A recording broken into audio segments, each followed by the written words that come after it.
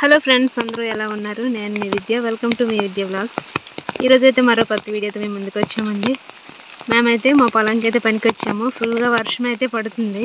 Rainy day రోజు ఏం చేస్తామో ఈ వీడియోలో అయితే చూపించబోతున్నాం. అలాగే మా విలేజ్ ఏ విధంగా ఉంటుందో అదైతే చూపించబోతున్నానండి. వీడియో అయితే చాలా బాగుంటుంది. ఫుల్గా చూడడానికి అయితే ప్రయత్నించండి. అలాగే వీడియో చూసే ముందైతే ఒక లైక్ చేసి ఇవ్వండి. ఈ పొలం దగ్గర అయితే మేము ఉన్నామండి. కంది వేసాము, చిన్న చిన్న మొక్కలు అయ్యాయి. కంది, చిక్కుడు, ఇంకా మిశ్రమ వ్యవసాయం అన్నట్టుగా అన్నీ వేసామన్నమాట. ఒకే ప్లేస్లో చాలా రకాలైన కూరగాయలను అయితే పండిస్తామండి.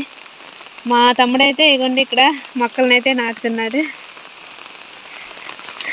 ఇదిగోండి ఈ లైన్లో అయితే ఇలా నాటుతున్నాడు అన్నమాట. తలకైతే చిన్న కవర్ వేసుకుని మొక్కలను అయితే నాటుతున్నాడు. ఇలా వర్షాకాలంలో అయితే మొక్కలు నాటుకుంటే చాలా మంచిది కదా.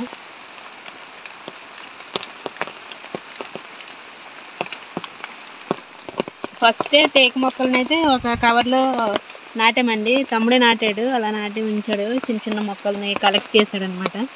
అవైతే ఇప్పుడు వర్షం పడుతుంది కదా, ఈ రైనీ డేలో అయితే ఊడిచేద్దామనేసి తమ్ముడైతే నాటేస్తున్నాడు.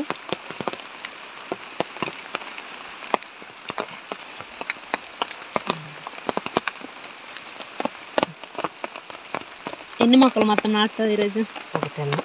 ఒక 10 మొక్కలు అంట ఈరోజు తమ్ముడు నాటుతాడంట.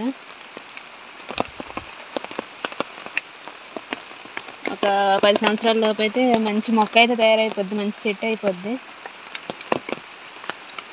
ఇక్కడ చూడండి స్నేహిల్స్ అయితే 2 ఉన్నాయి. ఇక్కడ ఒకటి, నెక్స్ట్ అలా